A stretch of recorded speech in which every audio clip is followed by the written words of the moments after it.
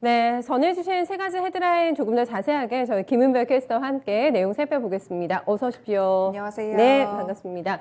오랜만에 뉴욕 증시가 기세 등등하게 반등에 성공했습니다. 지정학적인 리스크가 어떻게 돌아갔을까 간밤에 상황들 많이 궁금하실 것 같은데 시장의 반응은 좋았는데 네, 현재 상황 어떻습니까 지금? 네, 먼저 보시면 러시아가 잘 아시는 대로 우크라이나를 침공했고 이제는 사망자가 좀 발생하고 있는 상황입니다. 현재는 좀 급격하게 나타나고 있는데 이 침공 첫날에 우크라이나이 거의 57명 정도가 사망을 했다고 하고요. 네네. 일단 169명이 부상을 당했다는 이런 소식까지 전해지고 있습니다. 현재 침공 상황이나 이런 부분들 좀 점검을 해드릴 텐데 일단 말씀드린 대로 57명의 사망자도 발생하고 굉장히 다수의 부상자도 나타났죠. 이 우크라이나 올렉 라슈코 보건장관이 생방송으로 출연해서 이같이 알렸습니다. 이 라슈코 장관에 따르면 사상자 226명의 집계에는 이 동부 도네츠크 지역병원에 대한 러시아군의 포격에 따라 피해를 입은 의료 종사자들도 포함이 됐습니다. 그래서 러시아 측이 사실은 군사시설만 타격하겠다라고 했는데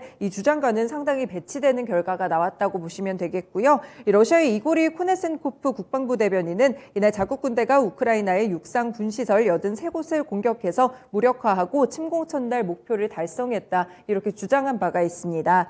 네, 한편 또 블라디미르 푸틴 러시아 대통령은 이날 오전에 우크라이나에서 특별 군사작전 개시를 선언했고요. 이후에는 수도 키예프를 비롯해서 우크라이나 곳곳에서 정말 러시아의 미사일 공격과 지상군의 진격이 이루어졌습니다. 그리고 우크라이나의 국방 차관에 따르면 현재 계속해서 우크라이나 동부 도네츠크 지역에서 러시아 측의 폭격이 계속되고 있다고 합니다. 네, 아파트도 지금 폭격을 맞았다고 하고 방공호로 변할 정도로 해서 지하철도 지금 난리가 났다고 합니다. 특히나 또 민간인들까지 이렇게 부상에 또 피해를 입었다고 하니까 굉장히 걱정스러운 대목이 아닐 수가 없겠는데요.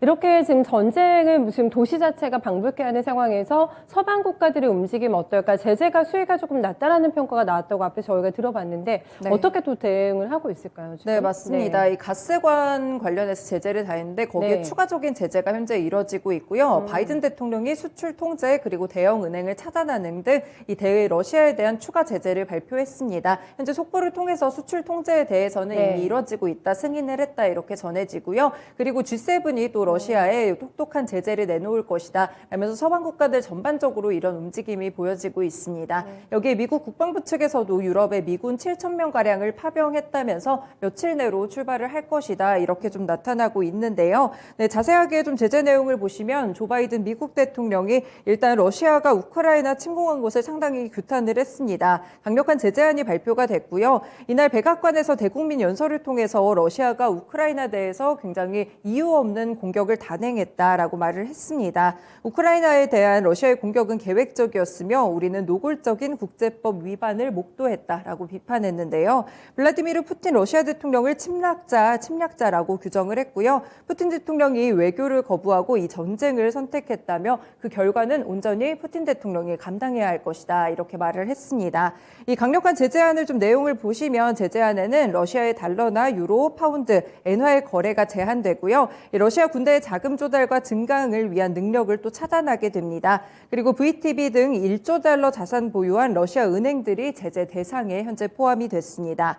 네, 여기에 러시아 엘리트들과 그들의 가족들에 대한 제재까지 추가적으로 하고 있는 상황이라고 바이든 대통령이 직접 말했는데요. 러시아 경제에 즉각적으로 그리고 시간이 좀 지나면서도 가혹한 비용을 부과할 것이라고 말했습니다. 네, 러시아에 대한 장기적인 영향을 최대화하고 이 미국과 동맹국에 미치는 영향을 최소화하기 위해서 이 같은 제재를 의도적으로 설계했다고 밝혔는데요. 이번에 수출 통제와 관련해서도 이번 제재로 러시아 첨단 기술 수입의 절반 이상이 줄어들 것이라고 말했습니다. 그리고 조금 전에 보신 대로 이 부분은 미국 단독의 행동이 아니고 G7 주요 7개국의 나라들이 함께 동참한 결과라고 밝혔습니다. 네, 여기에 조 바이든 미국 대통령은 유럽 쪽에 미군 7,000명을 파병하라는 지시까지 함께 내렸습니다. 네.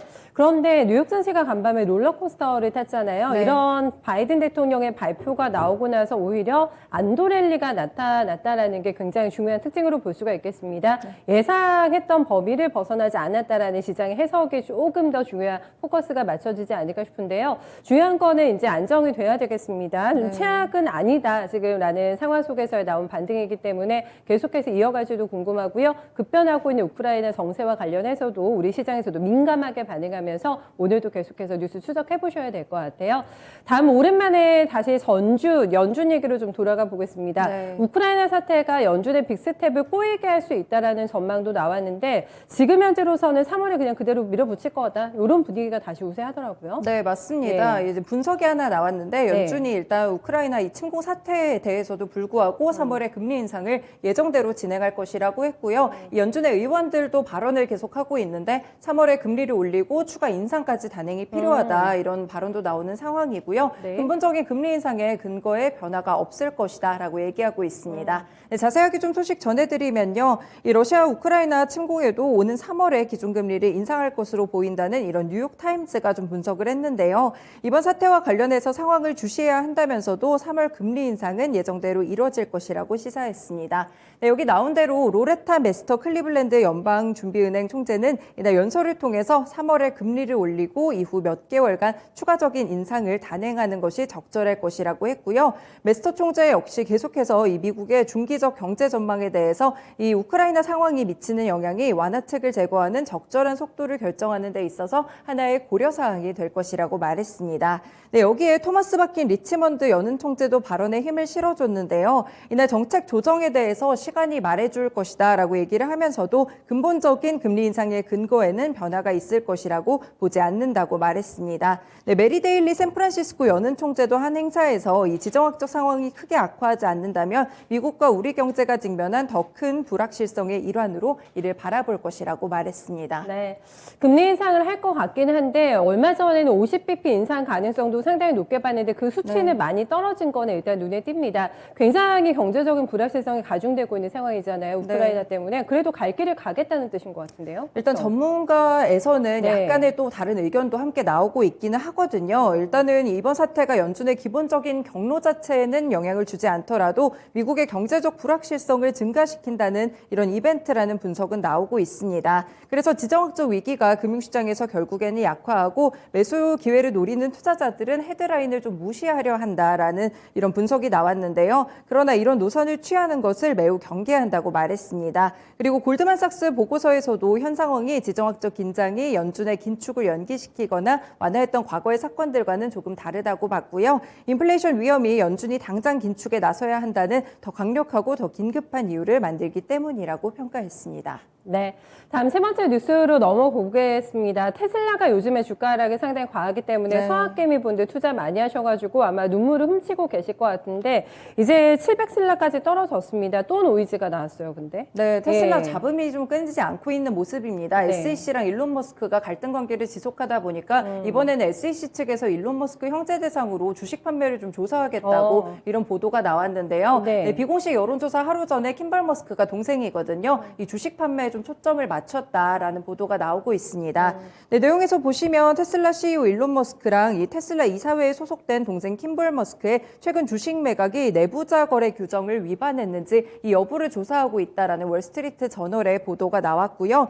SEC 조사는 지난해부터 시작이 됐고 일론 머스크가 이제 수천만 명의 트위터 팔로워들에게 비공식적으로 여론조사를 한 적이 있었거든요. 주식을 팔 것인가 이 부분에 대해서 이때 이 테슬라 보유의 미래가 결정될 것이라며 투표를 요청하기 하루 전 킴벌 머스크의 주식 판매에 좀 초점을 맞춘 것으로 알려지고 있습니다. 현재 SEC 같은 경우에는 이 입장을 좀 거부하고 있는 상태입니다. 네.